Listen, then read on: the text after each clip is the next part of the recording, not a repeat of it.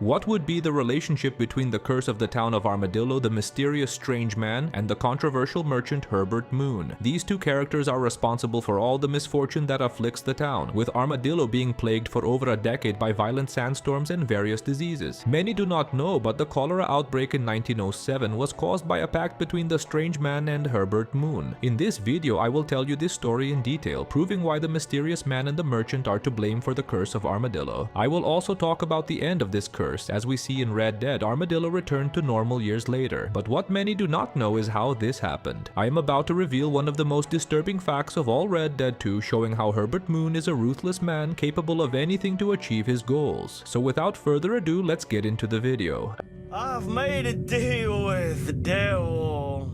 Armadillo is one of the most charming towns in the first Red Dead Redemption. It represents that classic cliché of the American Old West, with a small town divided by a main avenue, full of businesses like a gun store, doctor's office, general store, and a large saloon where the townspeople gather for festivities. But 4 years ago, the city was living a very different reality, a reality that we got to know in the epilogue of Red Dead 2 when we first visited New Austin with Joe Marston. That lively city was replaced by a city in ruins with a gloomy apocalyptic look, with furniture being incinerated on the main avenue. The city is practically deserted, inhabited by few people, of whom are severely ill. We find them lying around with a terrible appearance and lack of energy, indicating that some kind of disease is plaguing the local population. We discover the reason for this chaos when we are approached by a man on the main avenue ringing a bell, warning the residents and visitors about the cholera outbreak that is affecting the city.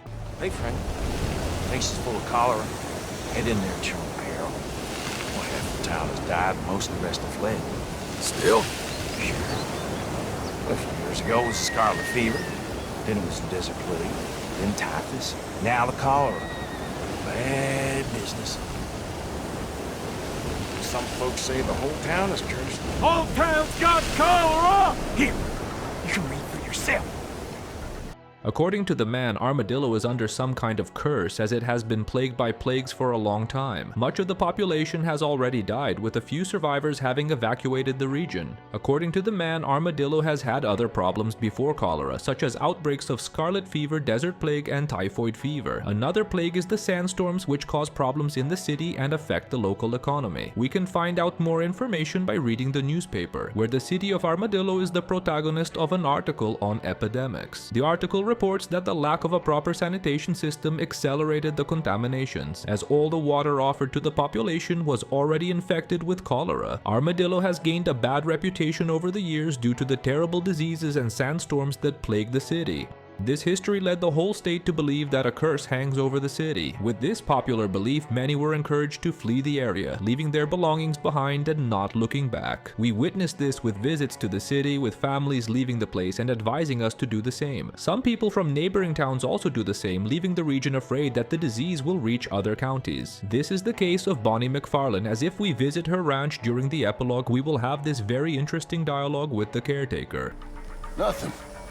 Just looking around. This is private property. I meant no harm. It's quite a place you got. It's very nice, but it ain't mine. I'm farming for some other fella. I had some bad luck on my place. Fella here had some bad luck himself. Him and his family got hit hard by the sickness. Traveling, huh? Lucky them. I guess. Pretty good pay for me, though.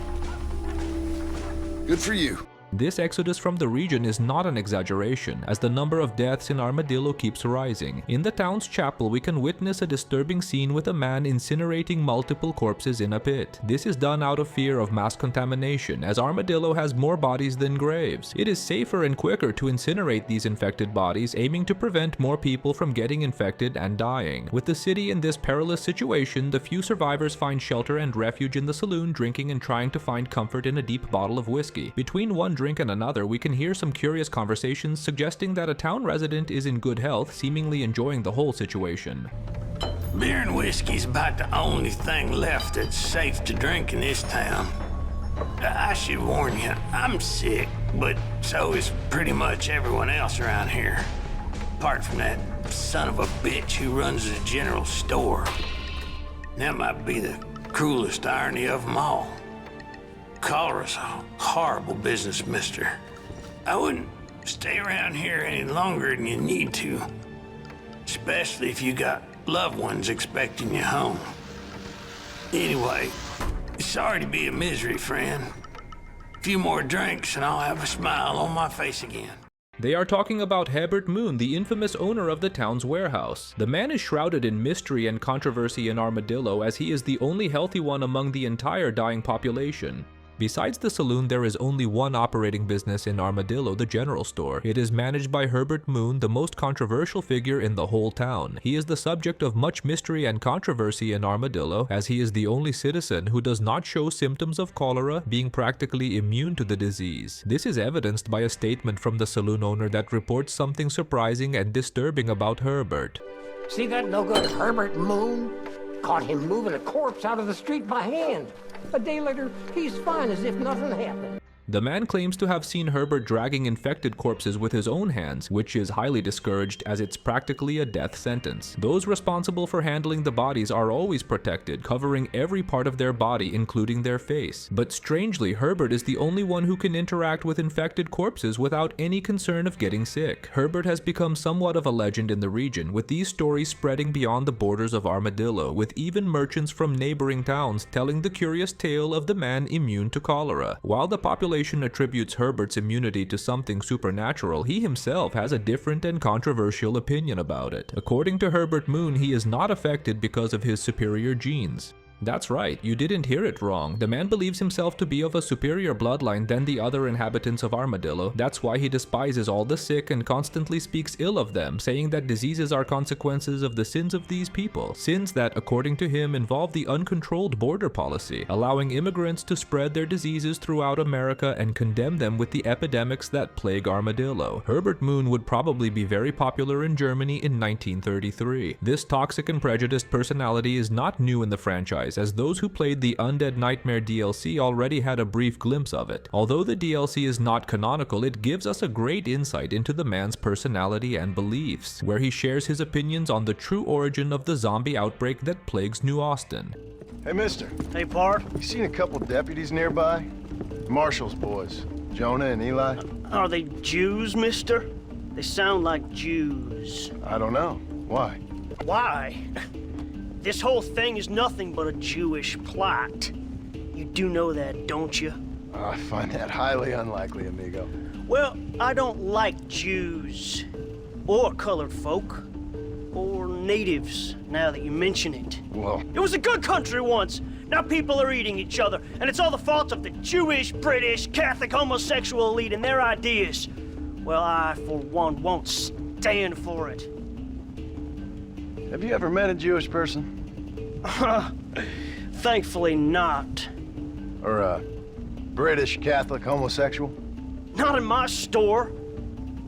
Oh, I get it. I see you acting clever.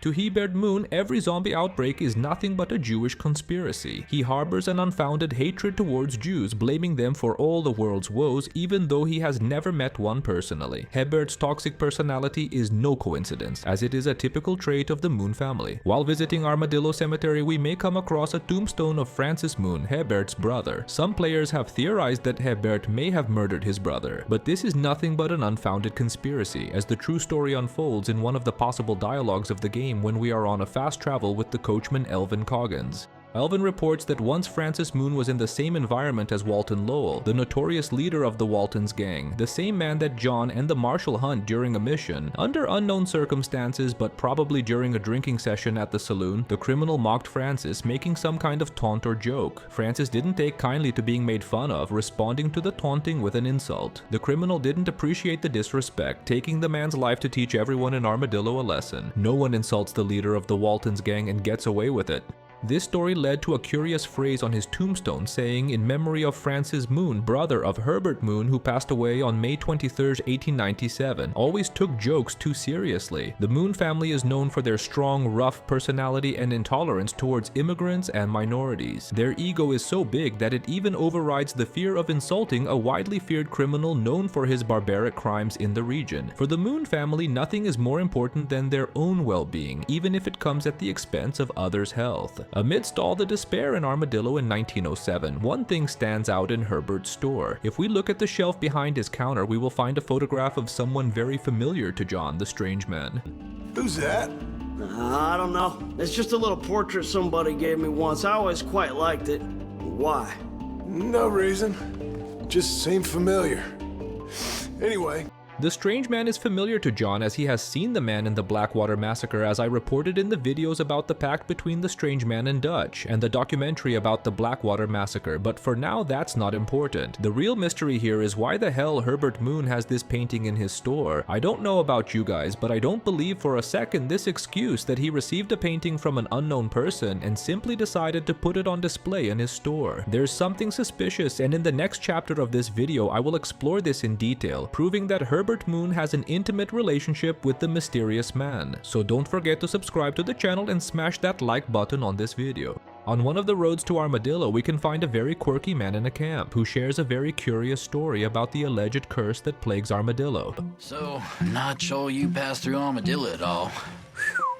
Place like hell on earth these days. Used to be quite a nice little town too.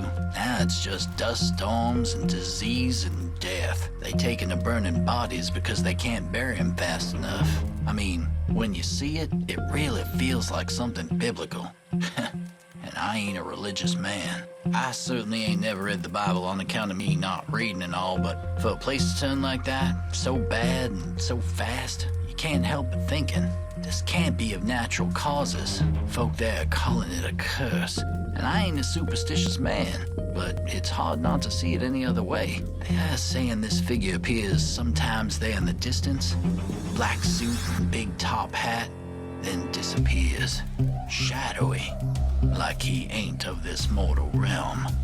The Reaper and his Sunday best. Maybe they're being punished for sins or something, I don't know. I got enough sins on my tally to figure I'm gonna stay well away from there. And I ain't a betting man, but I'd put my money on this. Way things are, won't be long before Tumbleweed is the only town left in these parts, and there won't be nothing in Armadillo but ghosts. In his dialogue, he talks about the rapid deterioration of the city, which overnight went from a pleasant place to a true hell plagued by various diseases and eerie sandstorms. The residents believe that Armadillo is under some curse, and although not religious, the man believes in this possibility because this streak of bad luck cannot be a coincidence. The residents report seeing a mysterious figure roaming the city, drawing attention with his formal attire, wearing a sophisticated suit and top hat, clothes very unusual for Armadillo, which is a relatively poor town. This mysterious man mysteriously disappears when people try to approach him. As if by magic, the man vanishes into thin air. He simply reserves himself to observe the city, delighting in all the ruin that looms over its population. The residents believe that this man is a supernatural creature, and they are not wrong because this man is none other than the strange man. He is in Armadillo on business, being one of the main causes of all the misfortune that afflicts the city, along with the nefarious owner of the general store, Herbert Moon. But what is the connection between these two figures and the misfortune of Armadillo? Well, to understand this, we'll have to do a favor for society, pulling out our revolver and taking Herbert Moon's life. With Herbert Moon dead, we'll be able to loot the man's body and get our hands on something quite intriguing. A letter written by Herberta Moon, Herbert's daughter. Herberta writes to her father acknowledging that he disapproves of her marriage to Isaac, a Jew with whom she had a child, tarnishing the pure lineage of the Moon family. She pleads for him not to reject her as a daughter because of this decision. Herberta expresses both her love and respect for her father as well as her love for her husband Isaac. She mentions that although her father considers the pure lineage of the family and the sale of supplies as the noblest and purest of callings, she feels destined to follow a different path. Alongside Isaac, she is dedicating herself to helping the poor. Herberta admits that from her father's perspective, God will probably hate her for marrying a Jew. However, she defends Isaac's character, stating that he is a good man regardless of her father's opinions. She prays that the God her father believes in, who supposedly should hate her, enlighten him to see that she is not the filthy sinner he thinks she is. In the end of the letter, Herberta reaffirms her love for Herbert Moon and expresses hope that he forgives her for this unforgivable sin. She also expresses the desire for him to come see his grandson when he is born, showing a desire for reconciliation and maintaining family ties despite their differences. With this letter, we see that Herbert Moon's prejudice is so pronounced that it even leads him to reject his own daughter simply because she is in a relationship with a Jew. But what does this letter have to do with the strange man? The answer can be found thousands of kilometers away from Armadillo, in the mysterious cabin of the strange man in the Lagras swamp. It is full of various interesting secrets, but in this video we will focus on 3 elements that are related to Herbert Moon and the town of Armadillo. The first one is this city map, which is under one of the tables in the cabin. In the upper right corner, we can read a note that says, "I offered you happiness or 2 generations, you made your choice." The second element is one of the wall scriptures that says, "The moon will shine in the darkness." Finally, we have this other scripture on the wall saying, "Your last touch will sound like my greatest coming." With the elements exposed, I will begin the explanation with the Armadillo plant. When he says, "I offered you happiness or 2 generations," the strange man is exposing the choices he proposed to Herbert Moon. Through the letter, we discover Herbert's choice. He chose 2 generations over his happiness. For Herbert, the most important thing was to continue his pure lineage, so his daughter blessed him with a grandson who will be born in a few months and fulfill the prophecy of 2 generations. But with this choice, he gave up his happiness. This made the strange man play a trick on the man, causing his daughter to be involved with a Jew, staining the pure lineage of the Moon family. With this, the strange man fulfilled his agreement, ensuring that the family lineage continued, but ensuring that at the same time Herbert would not be happy. In Herberta's letter, she mentions that besides the pure lineage, her father considers the sale of provisions as the noblest and purest of callings, and within the promise that he would be unhappy, the strange man made sure that his daughter would not follow the family tradition. She stopped working at the warehouse to pursue something else, but the strange man didn't just harm Herbert's business with that. He made sure to go further and ensure that the man was truly unhappy. Because of this, he condemned the town of Armadillo with sandstorms and various diseases plaguing the city. These caused the inhabitants to flee, weakening the local economy and leading to a sharp decline in Herbert's business. His store is going from bad to worse, as no one in town has the money or health to lead a normal life by buying his products and making him happy with the purpose of selling provisions. And to make sure Herbert would face the consequences of his pact, suffering the unhappiness of having his bloodline ruined and failing in business, the strange man decided to make him immune to diseases. This is reported in the wall scripture that says the moon will shine in the darkness. Moon, which in English is spoken as moon, is Herbert's last name, while darkness represents Armadillo's wrath, from which the man is immune, shining and becoming popular in the region. For he is the only one in town who has never fallen ill. The strange man's purpose would not be fulfilled if Herbert caught cholera and died. The man in the top hat is much more wicked than that, making sure to keep him alive so that he spends every second of his life being unhappy. But as we know, this curse did not last forever. Years later, during the events of Red Dead Redemption, we find a thriving Armadillo. It overcame the cholera and now lives better days. The citizens have returned to the town, boosting the economy and bringing back the good times to Armadillo. But this raises a question. Why did the Armadillo curse come to an end? That's what we'll talk about in the last chapter of this video.